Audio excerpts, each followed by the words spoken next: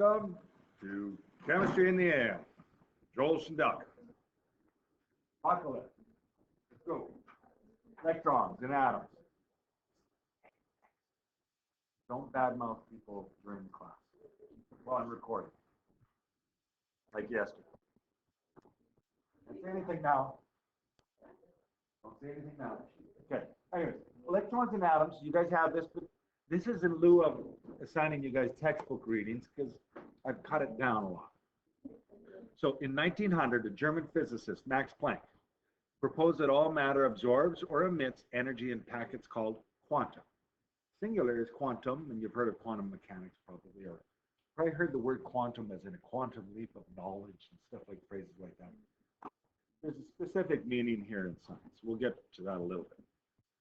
This is, by the way, a little bit more physics than it is chemistry. The energies, well, it's a crossover. The energies of the electrons in atoms are quantized, quantized. Each will have a defined amount of energy. The main energy levels of an atom are called principal energy levels, and they're given a principal quantum number. We use the letter N to represent it, and it's always whole numbers, 1, 2, 3, 4, and so on. Each principal energy level is divided into one or more sublevels within that. And they have letters that do that. We only use 4, S, P, D, and F. And they correspond to a geometric shape. And this is where I was talking about, I'm going to bring down those models from upstairs. Each sublevel may contain one or more orbitals. An orbital is the region around the nucleus where you're most likely to find the electron. Orbitals are a word that sounds like orbit, and that's because historically at first it was thought, well, you know, orbiting like the moon around the Earth and so on. It was thought like that. And you're probably familiar with the nuclear symbols and stuff like this. Like if you have a nucleus like this, then you have electrons spinning around like this. That's from the Simpsons and stuff like this, the nuclear symbol kind of thing, right?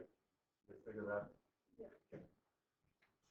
That looks like it's an orbit, but they adapted the word to the current thought of what it represents, orbital. So they use the same root word, but it doesn't orbit. The electrons don't spin around like the moon around the Earth. Well, we'll talk more about it, I guess. We won't get ahead of this. Okay? Orbital.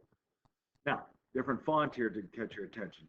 Electron configuration is what we're going to be focused on with chemistry. It describes how the electrons fill these sublevels, and quantum mechanics says that each orbital can only hold 2 electrons. It's called the Pauli exclusion. I don't need you to know the rules by name. Wolfgang Pauli in German. The electrons start filling at the lowest energy orbital and then continue to go up. That's the Aufbau principle. Hund's rule is the electrons don't pair up unless all the orbitals already have 1 electron. We'll do this. Now I'm going to have a little disclaimer here in italics. We're going to do predicted electron configurations. There are exceptions that don't follow the pattern, but we don't consider them in our class. So meaning, and I can tell, I often give these on assignments, I'm expecting you guys to follow the rules and predict them as is. When you Google up some of these, there's reasons why there's exceptions, and I'll give those sometimes for assignments, and I'll know if you Googled it up or if you're trying to follow the rules, because you'll have written down the exception that you found on Google, which is actually correct, but I am looking for the predicted patterns using the rules that we have, okay?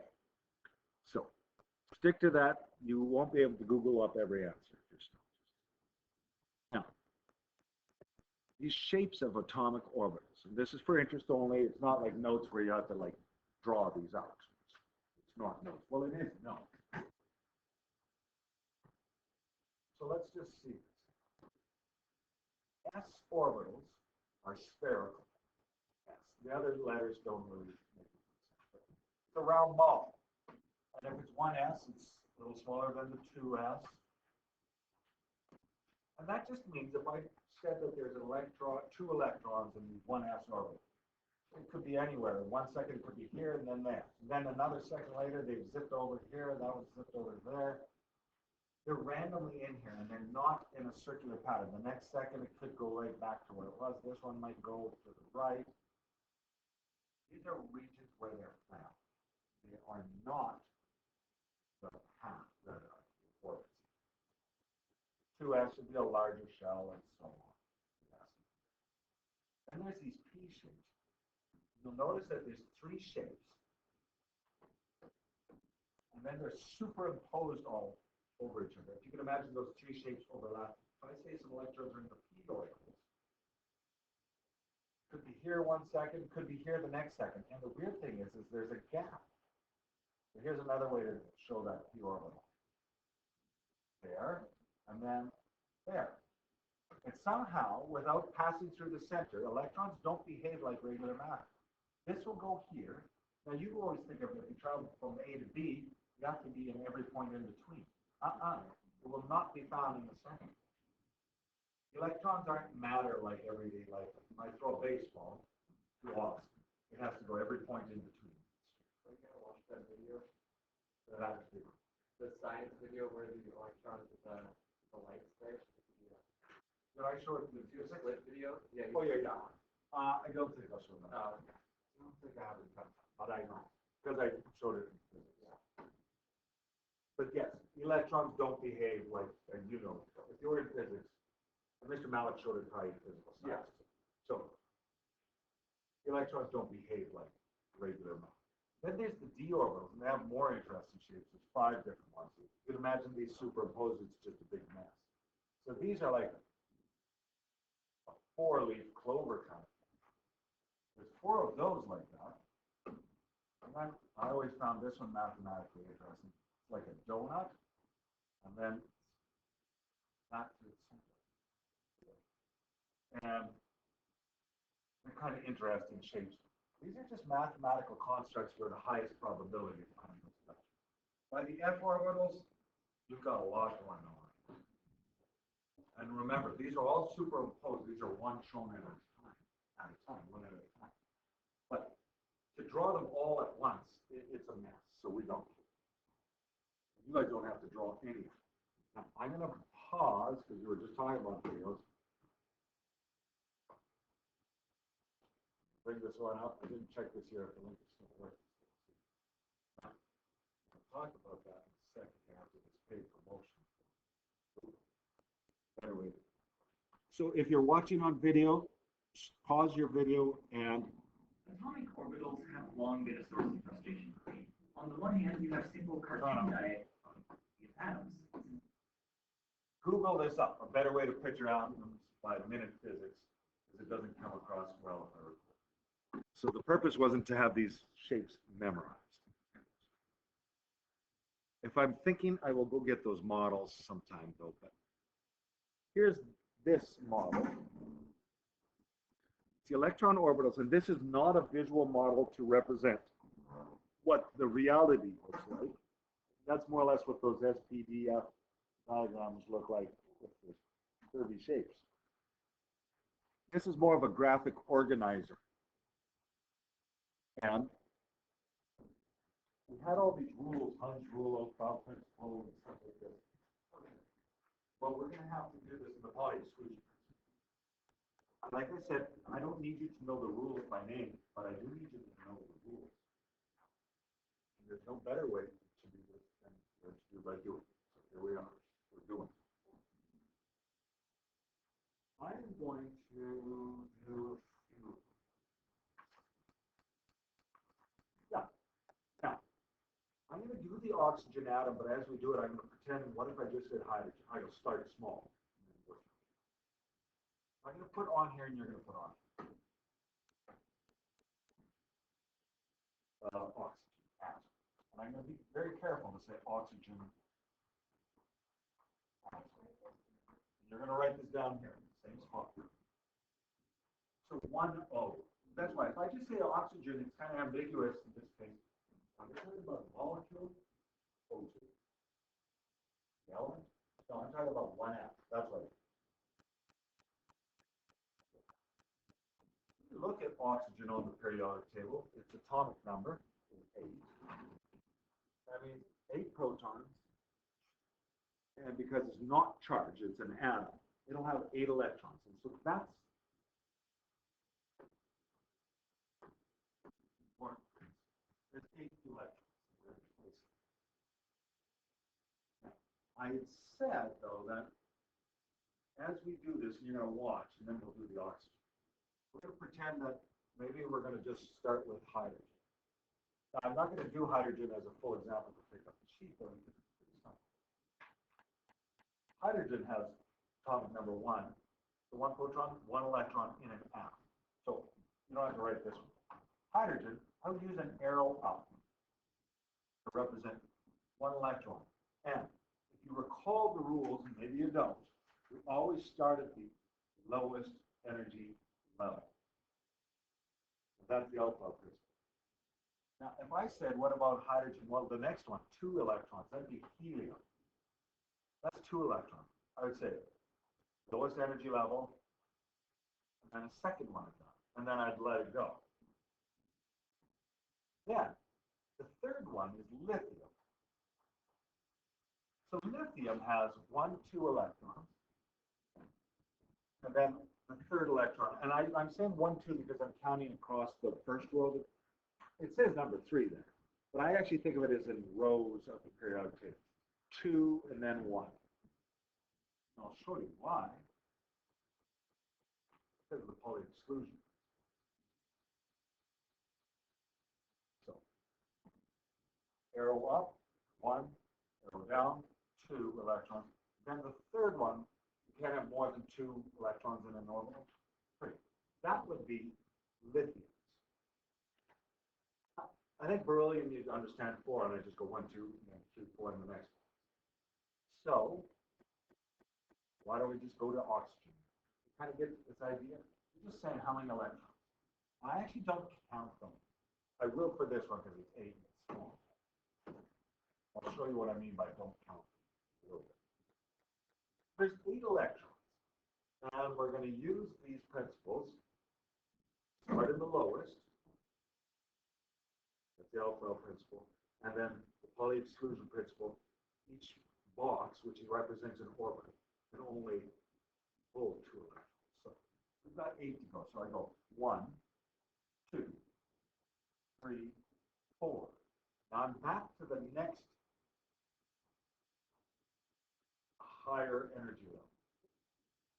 And this is where I'm going to have to introduce what's called Hund's rule. But you don't double anything up until each thing has a single item. So I go 1, 2, 3, 4, 5, and then single, 6, and then single, 7, and now I can double up. 8. I only double up after each one has a single item.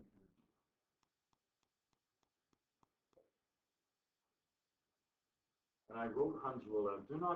Electrons do not pair up unless all the orbitals at a given sublevel, and that's what this 2p is, sub, already have 1 electron in. Okay. Here we are. Now, I said that I actually don't count electrons. So what I'm doing, actually, when I do these, is I can just think across the periodic table. I know this won't come across the video very well. Oxygen's in the second row. So basically, I think oxygen has all the electrons in the first row figured out.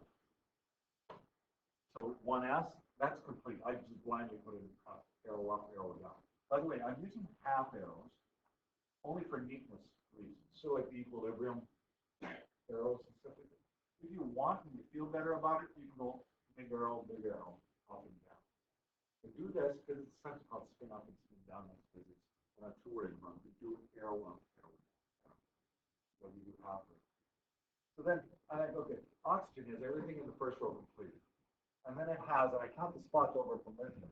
1, 2, 3, 4, 5, 6. And so I just think, okay, second level. 1, 2, 3, 4, 5, 6. That's how I actually do it. And with 8 electrons, that's not a lot of work. But if I'm talking about uranium, something else, you don't want to count up something like 80, like lead 82. I'm not going to count up 82 electrons. Okay, we're going to move it a bit.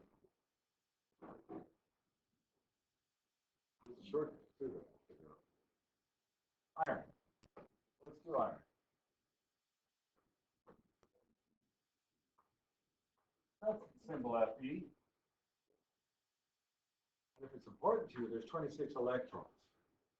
But I'm not going to think of it as 26 electrons. I'm going to just think of iron as in the fourth column.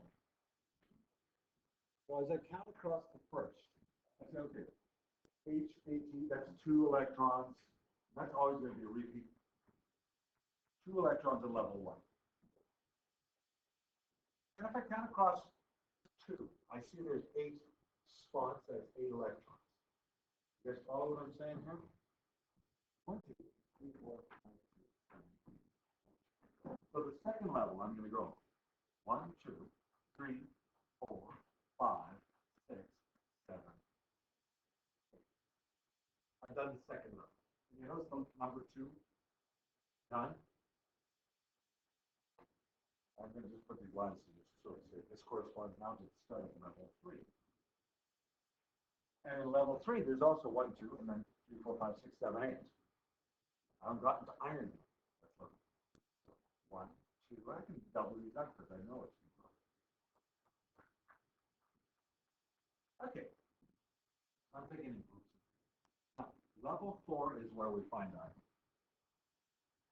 You notice the periodic table changes at level 4. Now there's no big gap like there was in between magnesium and aluminum in level 3, right? And iron's found in the middle of that.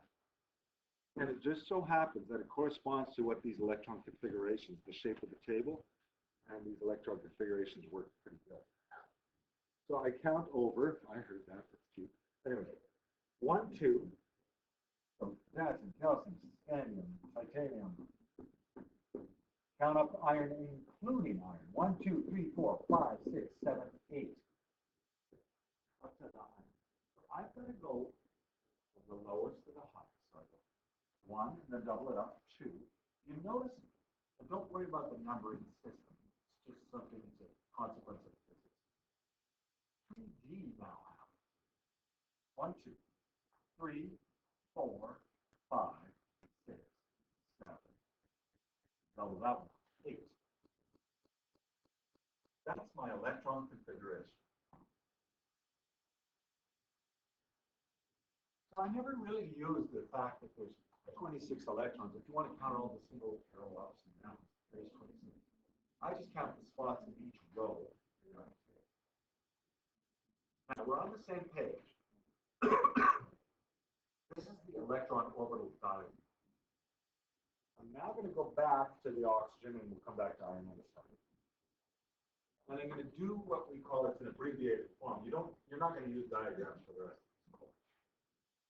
I'm going to do what we call the electron configuration. It's a summary of this diagram. It's right here. Summarizing. And I'm going to summarize that there's the 1s level, there's 2 electrons. So what I'm going to write down is 1s2. At the 2s level, I have 2 electrons. So 2, it's in the S shape. And that's like an exponent, you can say 2 electrons.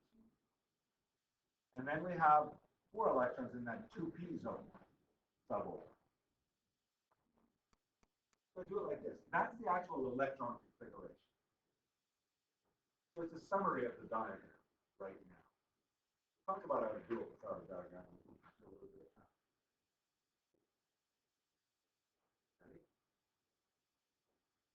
Already you're going to see with iron.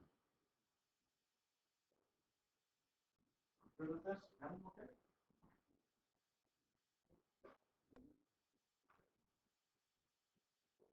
Already we can see though that this is a lot of electrons, 26. You might want a shortcut, so I'm going to show you how this works. First I'll summarize with what I'm going to call the log of the electron configuration. 1, there's 2 in that, so 1s2. 2, that's 2, E, that's 6. 3, S, it's 2.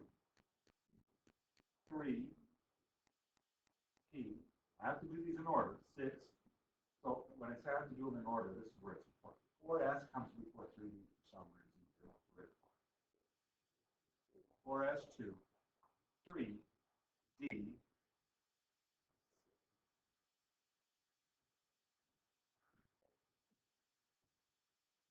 all right. You see this get lengthy that if you did uranium or if you did gold or something like this, it's going to be a really long list. There should be a shortcut. Here's what it is. Find iron on the periodic table. And you look, I think basically what was it has everything in row 1, 2, and 3 100% completed. It's in row 4. So it's really only the outer electrons that are important. The end of row 3 is argon. That's a complete shell. Argon is called a noble gas with an inert gas.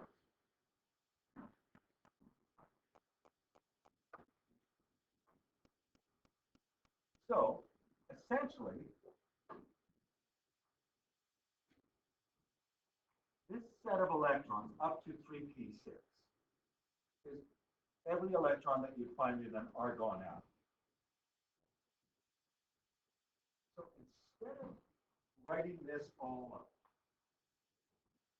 I'm going to say that, I'm going to abbreviate this and say that iron has all the electrons that argon has. I'm going to put it in a square bracket, sort of like concentration, but it doesn't need concentration. I'm going to add the outer electrons, starting at the 4th level, so 4s, 3, 6. And I won't require you to do that long thing again. If you understand what the shortcut, if I put AR down, it just means all of it. You see AR, it ends level 3, but all of the 3rd level electrons, we start at 4. And people use it because it's ridiculous to write, like I said, when you're talking about gold, noble gas, and then add in there. Yeah, the closest previous noble gas. Yeah. So let's just try a couple of these.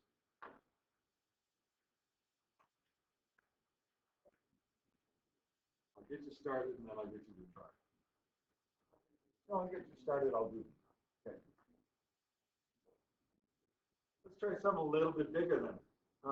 Samarium. 62, you see where samarium is? Well, we've got to understand some things about the periodic table. SM, samarium. I'm not literally going to write in 62 electrons because we've got a shortcut. SM, but we've got to understand something. I'm going to bring this up on the video. Pause. So I'm just bringing up, hopefully, anyway, periodic table from the other day, just so that we can show in the video what I'm talking about here. So, I'm talking about samarium. This is where samarium is. I'll use a different color to show that there. Right? Now, this is, we're going to call it the F block, and you'll see why it's because it's SPDF. So notice the numbers go 55, 56, and then 57 through 71, and then 72 is here. The whole reason that's underneath is that it would make the periodic table into a 2-page thing. You just pushed it out that much. So, we say samarium is actually a level 1, 2, 3, 4, 5, 6. It's in level 6. Let's follow that. Why? Because underneath. That's how the table works. So the previous noble gas is 54, xenon. It's like that TV show. You ever hear Xenon Warrior Princess? Yeah. Classic. Anyway, we're going to abbreviate the first 54 electrons with xenon. Oh no, that's Xenon Warrior Princess. Different show. Xenon is the one I watched, like, remember I was in there. It's not on anymore. So, I'm going to start by just writing down my abbreviation, xenon. XE. Not a very common noble gas.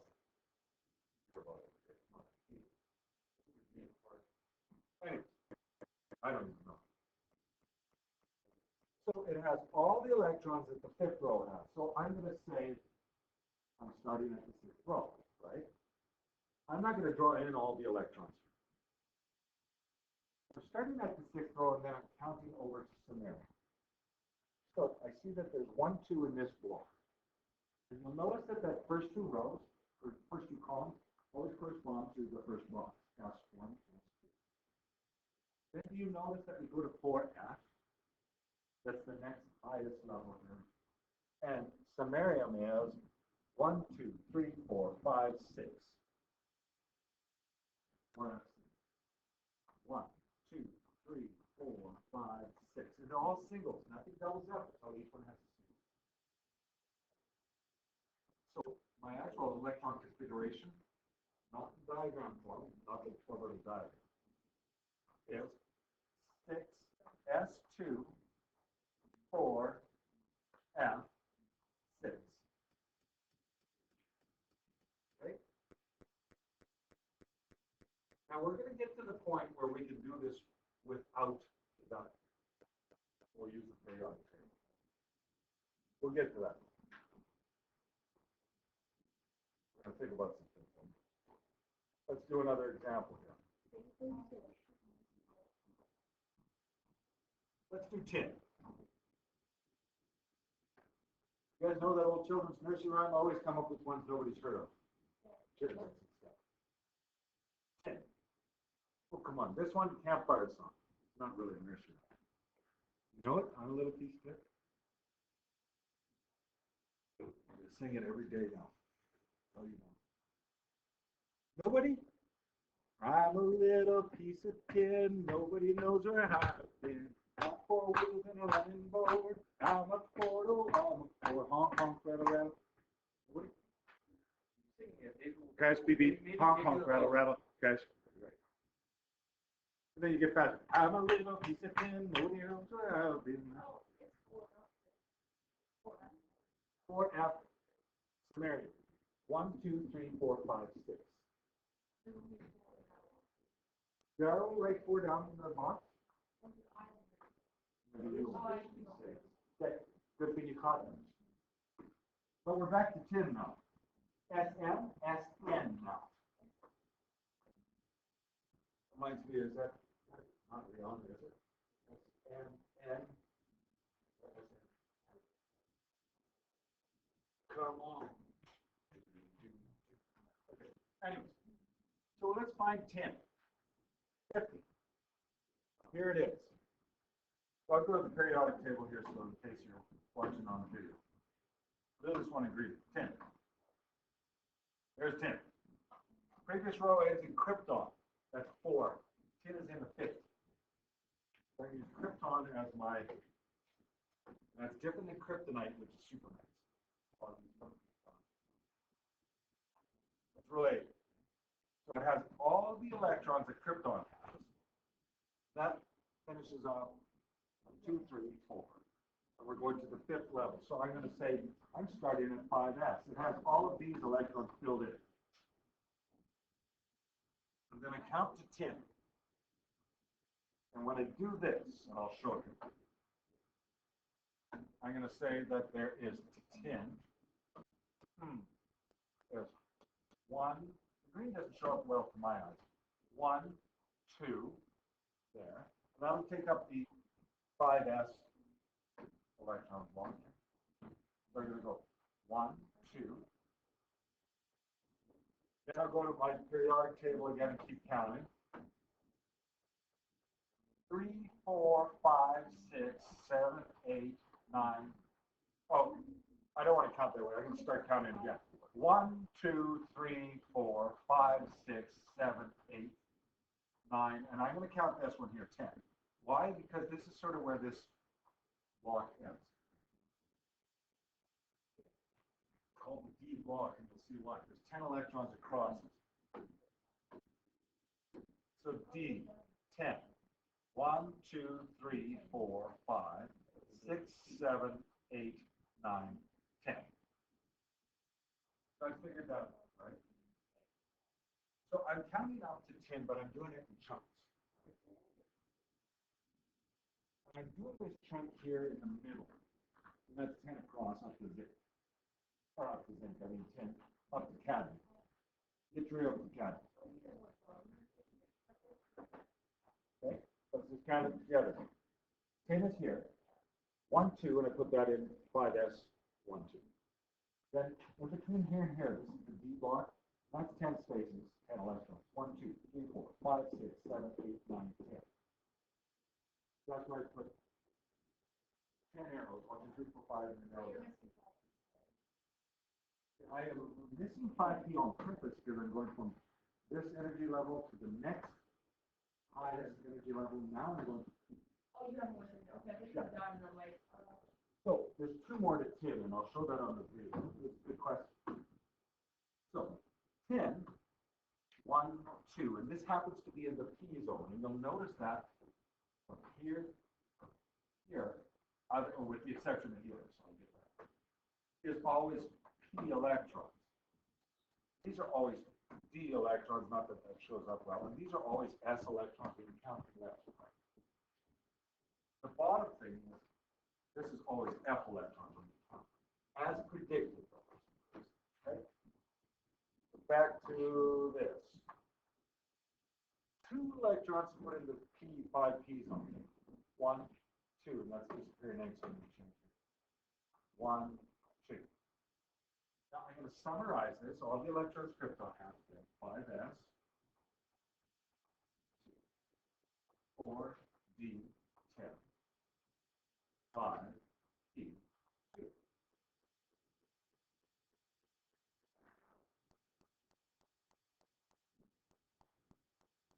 Good golly. Now, I tell you though, it's good that we didn't fill in the first 5 levels, or 4 levels. Gods and have to write them. Kind of getting an idea. Wow. We got 2 more on the diagram. What do you ask? So what I want you to do is 2 of these. Let's choose something from.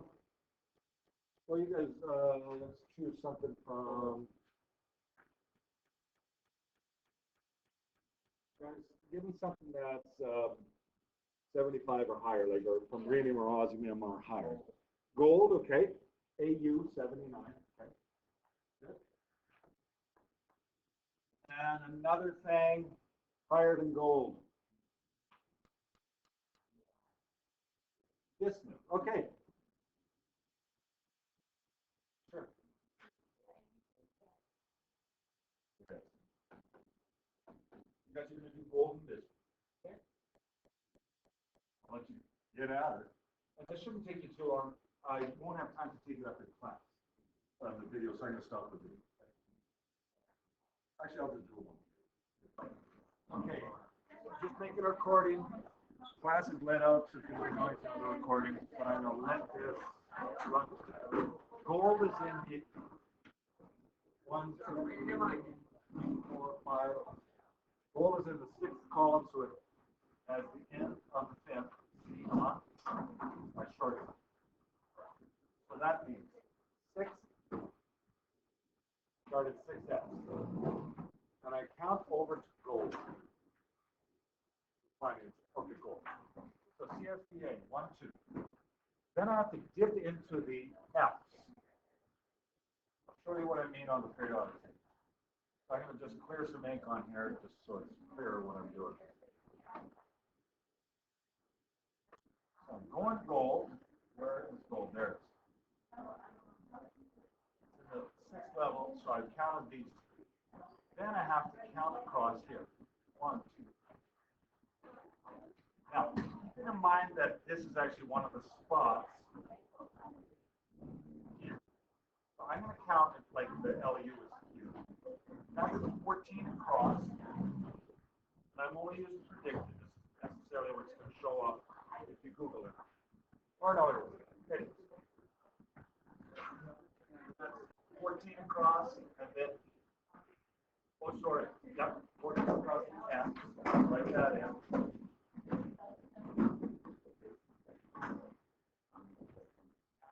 1, 2, 3, 4, 5, 6, 7, 8, 9, 10, 11, 12, 13, 14.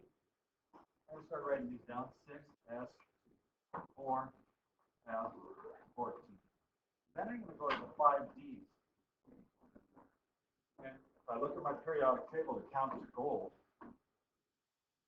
I've got 1, 2, 3, 4, 5, 6, 7, 8, 9 electrons left. So I'm going to put the 9 electrons in here. Don't worry, it's not for you guys. 1, 2, 3, 4, 5, 6, 7, 8, 9. I'm going to 5D 9. That's gold. Then, the next one we could do bismuth. And actually, bismuth is in the same row. So I'm going to start with xenon. Same reason.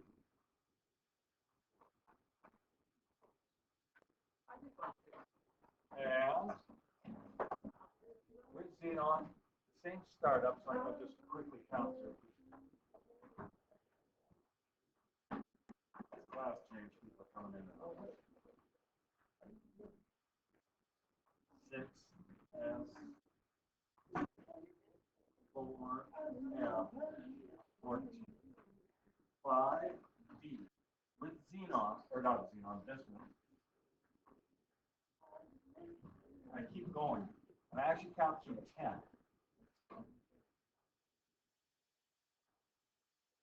Put it here. So I'm going to have 5D10.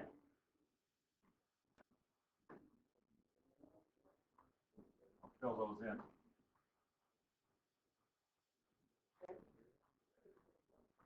And then I have to count directly now to bismuth, which is in the P zone.